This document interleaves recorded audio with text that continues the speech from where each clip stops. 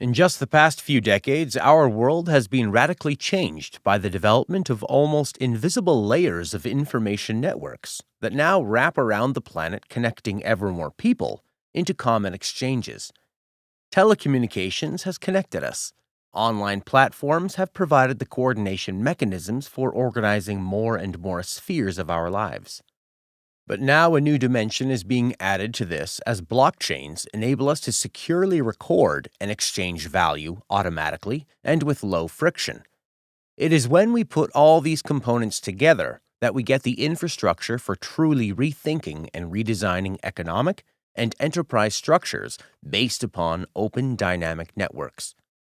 Information technology, telecommunication networks, online platforms, and blockchains are enabling us to create ever larger systems of organization for economic production and exchange, enabling the switch from closed organizations competing to open networks, with these networks being organized via market mechanisms. The blockchain, through smart contracts, lowers the information costs and transaction costs associated with many interorganizational contractual arrangements, and so expands the scale and scope of economic activity that can be undertaken. It allows markets to operate where before only large firms could operate, and it allows businesses and markets to operate where before only government could operate. Previously, institutional structures and technologies worked to strengthen coordination and cooperation within organizations, leading to the formation of ever larger centralized operations. Large-scale differentiation of labor was a key innovation in the enterprise that greatly expanded during the Industrial Revolution. With mechanized automation, individuals could focus on repeatedly performing the same operation rapidly, with those diverse activities being coordinated through production processes, meaning that it was now not any one individual that produced things, but instead the whole organization. We saw the development of the very large enterprises of the industrial age, such as the corporations that were hired to build the American railroads, with ranks of salary middle managers expanding as fast as the tracks were being laid down. This industrial model for the generation of value is largely a product of two factors. Firstly, the centralization of production and economies of scale that is inherent to an industrial economy.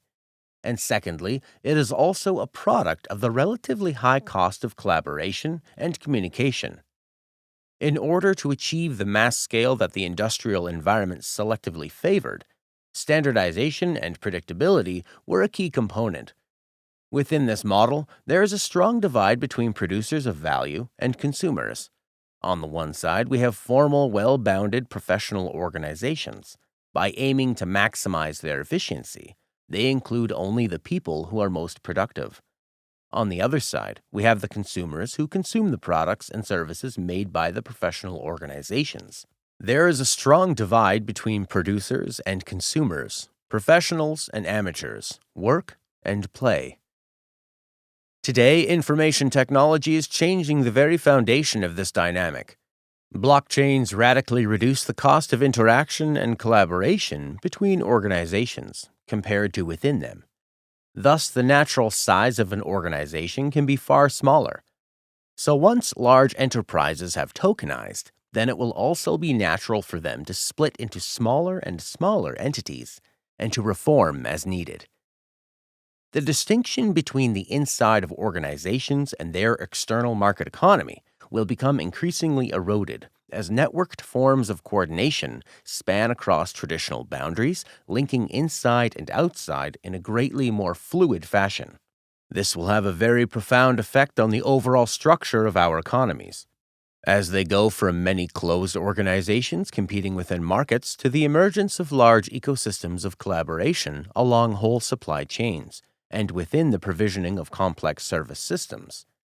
Indeed, the last few decades, with the emergence of the Internet, has already seen the formation of large business ecosystems. Eamon Kelly of Deloitte Consulting describes this transformation well when he notes, "Ecosystems today are doing nothing less than redefining the shape and structure of the economy. They are increasingly determining business success and business failure. They're enabling massive and rapid innovation around the world. And essentially, they're playing a very, very critical role in shaping the future of our society. Essentially, boundaries are blurring everywhere. The boundaries between what large firms and small firms can do, the boundaries between industries and sectors, the boundaries between organizations, the boundaries between technology domains, the boundaries between producers and consumers. Where consumers used to be passive recipients, now they are active participants in the economy. We are now living in a world where there are more nodes across more networks with more specialized capabilities, and above all, this extraordinary ability to connect them, to collaborate, to co-create across these systems. That's the fundamental shift that's restructuring economies, and I think is actually going to fundamentally change our society. Recently, an important idea that has been gaining acceptance within the business community, the idea that businesses of many shapes and sizes can thrive and serve customers better as participants in ecosystems. More diverse and collaborative, more adaptive and agile than traditional industry structures and supply chains. The term ecosystem is a useful metaphor that points to a deep interdependence across players as they co-evolve and together create and share resources. Many of these ecosystems are built on top of powerful platforms that facilitate connectivity and invite the active participation of a large number of other players. Businesses that understand ecosystems and how they work are discovering exhilarating new opportunities to co-create new value streams with multiple players, often including customers. They achieve this by harnessing the new coordinating power of advanced technologies to create scale and serve untapped markets faster than ever before, work with others to meet important human needs, and by delivering complex services in ways that would be beyond the capacities of any single organization. They attract and activate passionate communities of talented individuals and organizations and accelerate learning and innovation. To understand the potential of this idea, we need just think of one relatively trivial example. Imagine all of the drug companies having the means and incentives to collaborate on producing a single best drug instead of 90% of their resources being wasted competing while only one gets to patent a new drug. With the shift towards token economics, our economies will evolve from the traditional model of the industrial age, based around centralized, closed organizations competing, to more user-generated systems that both collaborate and compete within large open networks. The critical change that will come about will be the move towards a service-oriented architecture to whole macroeconomies and indeed the global economy as a whole.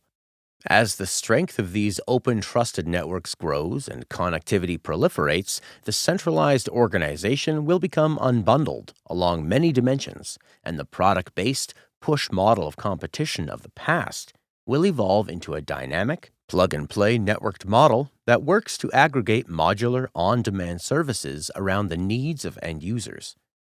Over time, those service-oriented blockchain-based networks will become increasingly automated through the development of smart contracts. In a recent article from the RMIT Blockchain Innovation Hub, the authors write, "For many industries, the blockchain will radically redefine the boundaries of the firm, allowing individuals to trade their talents and skills in an environment devoid of big business. The eclipse of the large public firm has been predicted before, of course, but this time we believe those predictions will eventuate for many, if not most, industries.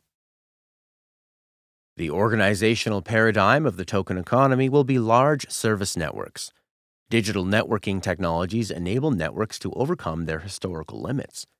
They can, at the same time, be flexible and adaptive, thanks to their capacity to decentralize performance along a network of autonomous components, while still being able to coordinate all this decentralized activity towards a shared purpose.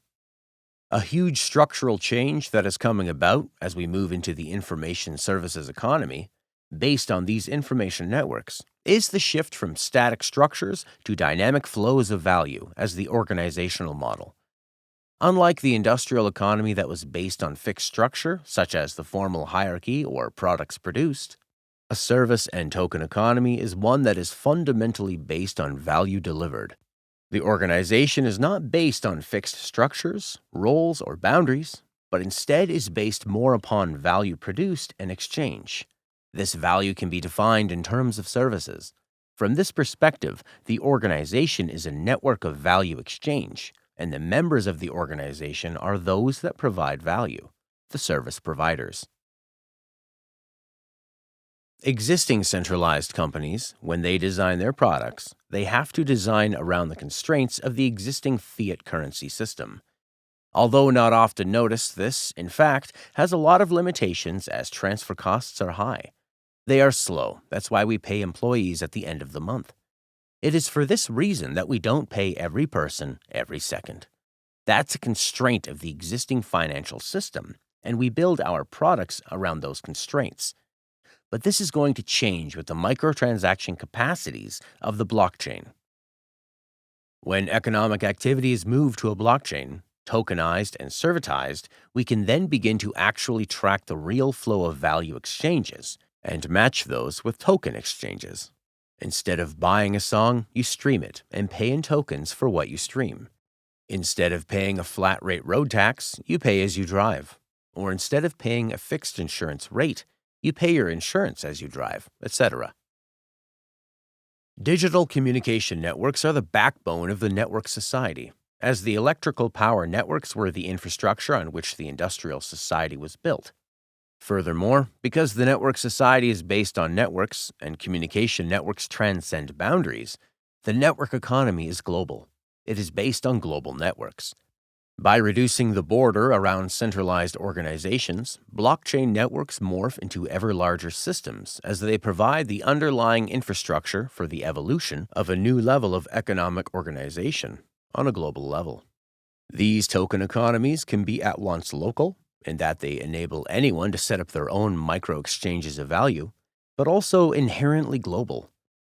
These networks, because they're living in this global computer network rather than inside of a specific cluster of servers somewhere, have a certain magical property, which is that they're global by default. They're everywhere from the day that you release them, and the services are universally available. This is quite interesting because it changes delivery at the edges of the network. Currently, we are not very good at delivering services beyond the 2 billion richest people on Earth. The fact that these networks are inherently global, the fact that all the logic is kind of buried in the payments architecture, the fact that there's no real recognition or international borders in these systems, because they all operate embedded in the internet. They don't see the world as a set of countries. They just see as an enormous global network. All of those things point to the possibility, currently quite far off, that we are beginning to see global service architectures that run on these systems. Not just the payments, which we already have and are being used very successfully in a lot of poorer countries, but also the possibility that the services which are built on top of those payments will turn out also to be global by default, which could have a huge democratizing effect on the global economy.